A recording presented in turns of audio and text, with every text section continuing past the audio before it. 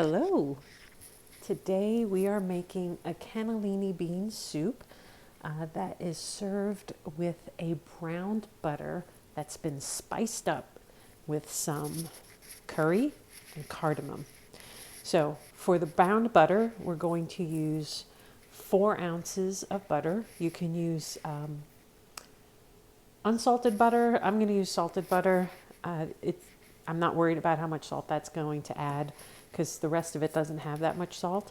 And we're going to use the curry powder and the cardamom. We're going to use just a pinch of cardamom and about 1/4 teaspoon of the red curry to 4 tablespoons of butter.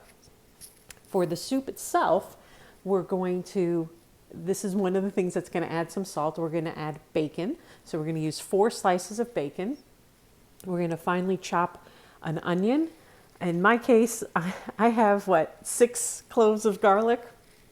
You don't have to use that many, but I like the way garlic and cannellini beans go together. So you can put half that and you'll still be fine. And then we're going to use about 1/2 teaspoon of basil, 1/2 teaspoon of pepper, 1/4 teaspoon of crushed red pepper. Again, that's going to liven this up just a bit. If you don't like to have that heat, you can leave this out or just put, a little bit less. We're also going to use about 1/4 teaspoon of salt. But remember, when it comes to salt and pepper, you can always season it again at the end just a little bit to make sure that it's perfect for what you're looking for. We've got about 3 cups of chicken stock. I'm going to use a little bit of olive oil to supplement the fat that's going to come from the bacon, just in case. I have got 2 cans of cannellini beans. I am not draining those. I'm going to keep that liquid because, again, that's just going to add flavor. Remember, these are fully cooked. So why would I take away flavor from that? Which is why, if you really look at my 3 cups here, it's just underneath the 3 cups. And then you'll see I have my yogurt here. You can use half and half. I prefer to use yogurt. The reason I do is because it adds more protein. It's more easily digestible for others in the household. So I am going to use a 5% milkfat yogurt. This is very thick, and you'll see that at the end. I'm going to do that more by eye, depending on how much I want to smooth it out. So let's get started. All right, so we're going to prepare everything for cooking. I'm going to hone my knife. You should always hone your knife before you use it. So I've got my knife ready to go. And now I'm going to go ahead and take my garlic, use my garlic press, which I love using. Makes life so easy. You can dice your garlic if you don't have a garlic press.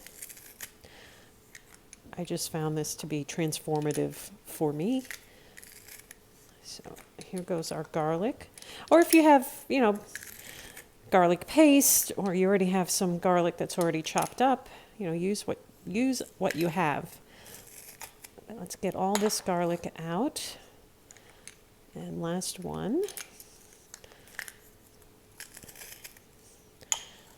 All right, so we've got our garlic prepped. Put that off to the side. And now we'll get our onion prepped. So root end, we're going to leave that intact as much as possible.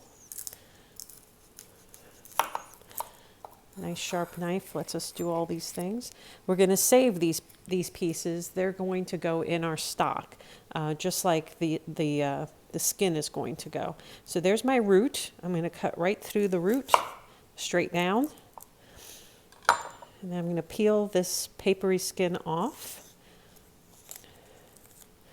We're going to save that. Same thing on the other end. Make sure we get all of that off. Onions, they make me cry. I try and get all this. Sometimes I use my knife just to help get it started like that. If you have a good nail on your hands, or a paring knife really helps. You'll see chefs do this where they peel it off. All right, And you see I've got a piece here that's not looking so happy, so I'm just going to kind of slice that piece off. And we'll move all of that over to our, all of that there is going to go into our stock. So whenever I make stock, I have everything from other cooking ready for me, and it utilizes everything. So I'm making my cuts to dice. Everything will be an even amount, and then we're just going to cut across,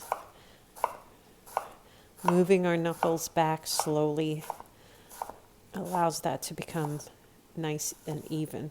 So usually when I get to this point, because it just starts getting very squirrely, I just turn it on its side and cut it that way. Clean our knife off, clean our fingers off. You can use a bench scraper. I happen to use the back of my knife. That's kind of how we were taught at school. So I still do that. But you can use a bench scraper if you have it. Again, we'll do this one. Onion really brings a nice flavor to this soup.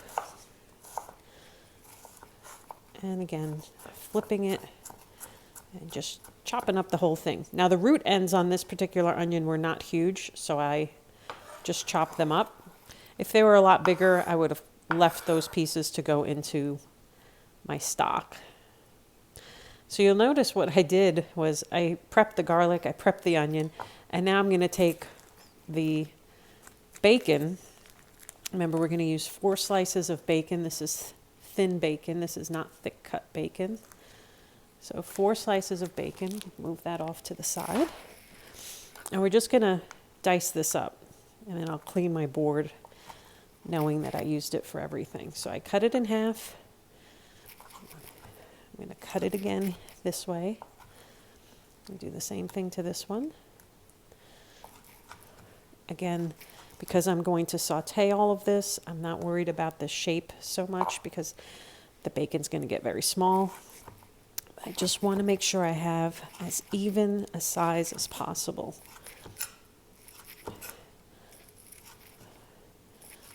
And that's it. So now we are ready to get cooking. All right, so let's get started. We've got our pot here. I've turned it on just a little bit with a medium-high heat. I'm going to put all of the bacon in.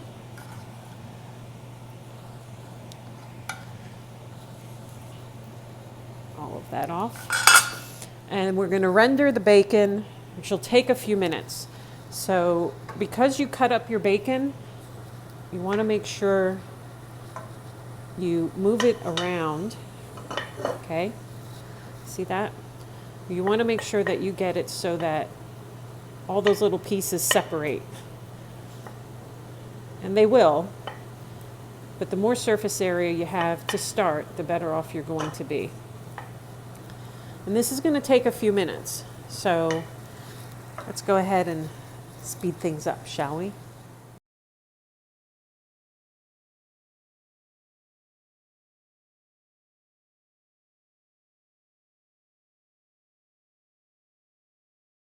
All right, so our bacon's been cooking for a few minutes here. What we want to do now is we're going to add in our onion. And the reason I don't have the bacon all the way cooked right now is because I'm going to have it actually finish cooking with the onion. Because if I let the bacon cook completely and then add the onion, the bacon will burn. All right, so we've got our onion and our bacon. We're going to add our garlic, but only once our onions become translucent.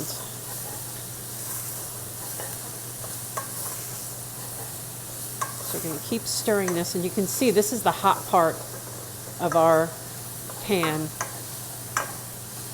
So we're getting a nice fond buildup there from the protein, which is our pork. Okay, so we're going to give that a couple moments to cook up.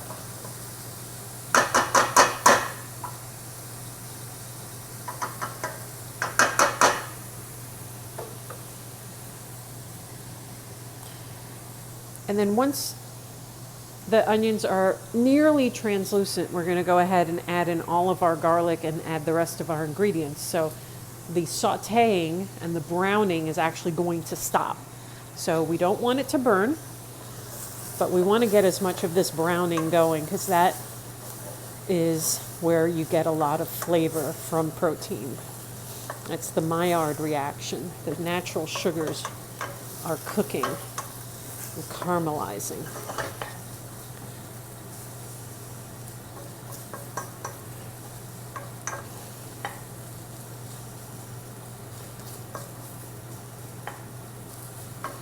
Let that cook just a little bit more.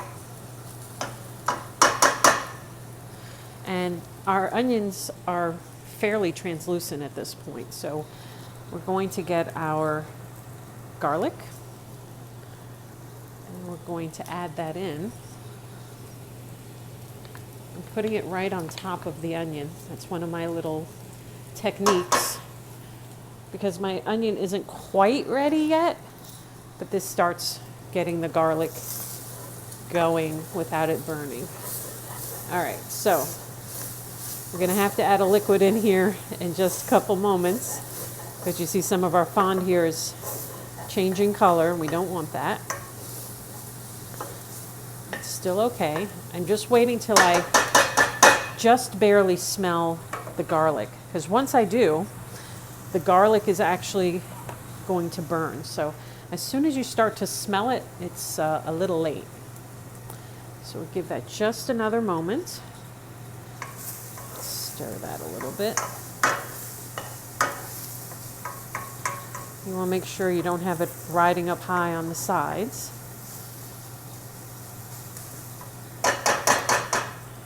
Okay, so I'm going to deglaze with just a little bit of the chicken stock. You hear that lovely sound? That's going to let me get all of that good flavor up off of the pot. You see how that cleans it up in a manner of speaking? Just get all of that. I'm using the point of my spoon to get in that groove that's at the bottom of the pot. And you see everything that I had on there before that was darkened in color. Now that's all gone. All right, so next we're going to add in our beans, liquid and all. That's 1 and 2 cans of beans.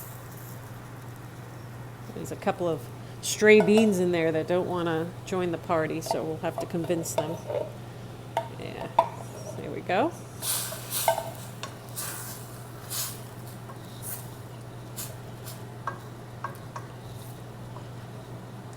All right. Remember, the beans are already cooked, so we're basically just bringing everything up to a temperature and letting those flavors meld. I'm going to go ahead and add in the rest of my stock. And we had no need for the olive oil. I'm going to put in about 1/4 teaspoon or less of the crushed red pepper flakes. Okay, just a little bit. If you like it hotter, by all means put more.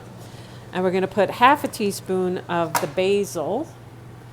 So I'm going to get the basil out onto my spoon. If I do a little bit more, it's not the end of the world, so I'm not worrying about that. We're going to add our salt, 1/2 teaspoon of salt, and about 1/2 teaspoon of pepper. Now, you can add more at the end. You can't take it out. So while I eyeball that because I'm using a pepper mill, I'm still going to check my flavors at the end to make sure everything is deliciously seasoned. All right, so as with every soup, we're going to bring this up to a boil and then down to a simmer. So we've got it on medium-high heat right now.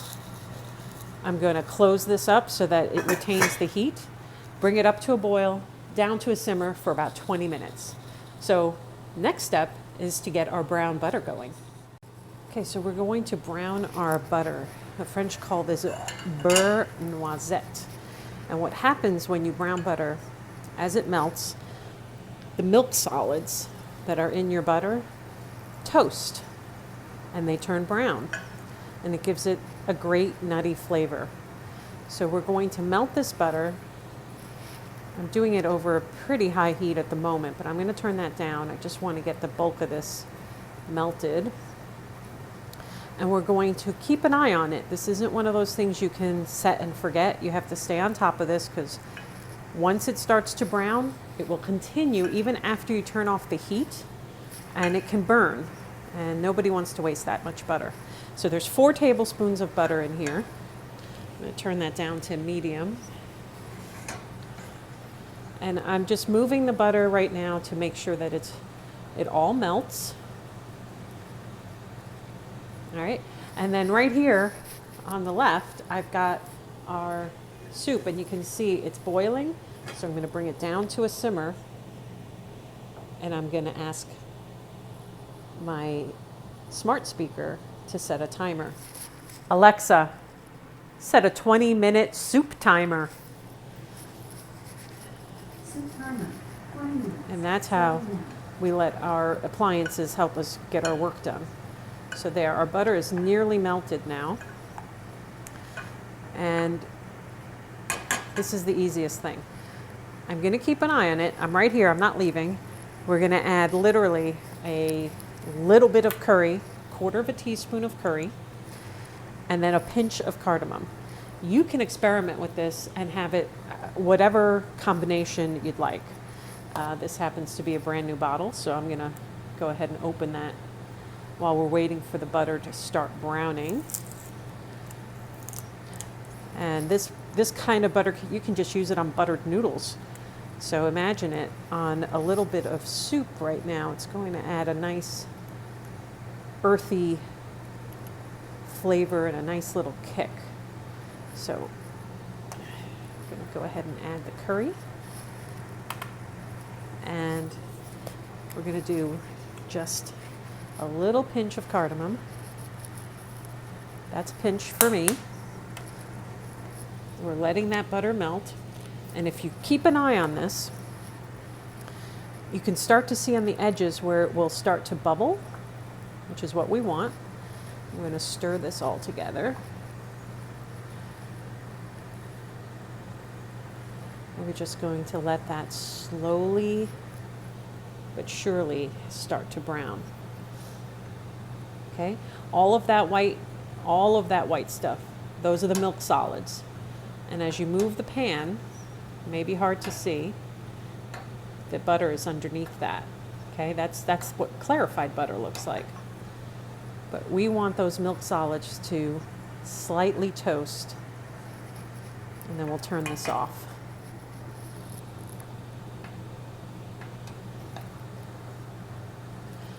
All right. Almost there. And this is where you use all your senses. You're looking, you're smelling.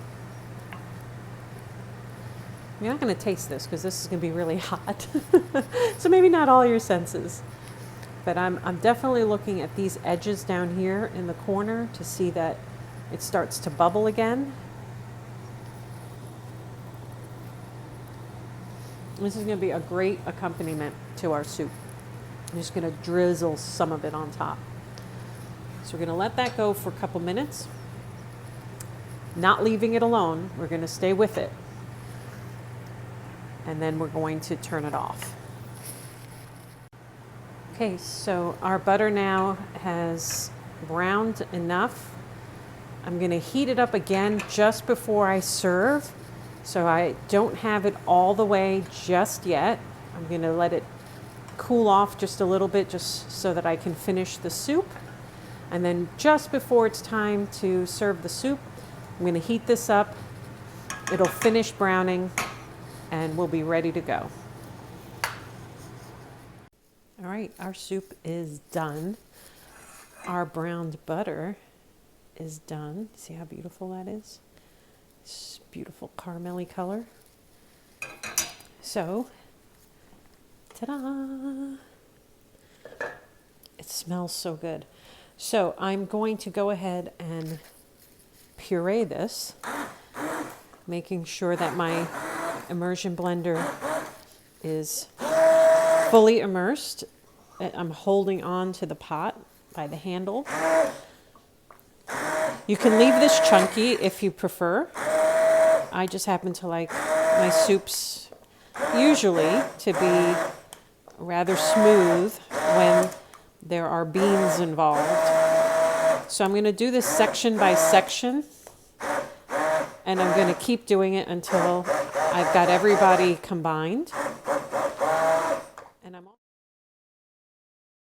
okay, now that I've got the whole thing pureed, I'm adding a good 2 to nearly 3 tablespoons of yogurt. Since some of it's stuck on there, we'll use our spoon to get that off. Okay. Don't want to waste any of that. All right. So now we're going to go ahead. I'm going to turn on the heat just for a moment while I stir this. Like I said, you can use half and half instead. You'll want to, if you're going to use half and half, make sure it's been sitting out on the counter so it's not ice cold. It'll make your soup cold. And then go ahead and put it in. And you can just heat it up with the soup itself, like I'm doing right now. All right, so that's fully combined. I don't think I'm going to have to add any salt or anything else to this. This tastes delicious as it is. So let's go ahead and plate this up. Okay, so let's go ahead and plate this up. We've got our soup.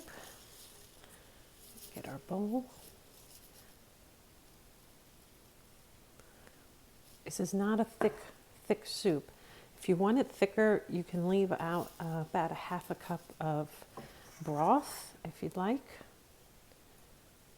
You can always add a little bit there at the end. All right, so there's our soup itself. Now we're going to garnish it with that butter. Look at how gorgeous that is. So I'm just moving it back and forth a little so it mixes up a little bit. And we're just going to drizzle. Drizzle, drizzle, drizzle. You see it's about a teaspoon. It's not a lot of butter that you need for that. You could add more if you'd like. And I'm going to top it with just a little bit of green onions. And there you have it. This is a cannellini bean soup. We started out with some bacon to give it a bit of smokiness. But essentially it's this butter that's really going to make a difference in the flavor of anything you've had before. That has cardamom and red curry powder in it. Try this because I think you're going to find that's delicious. Enjoy.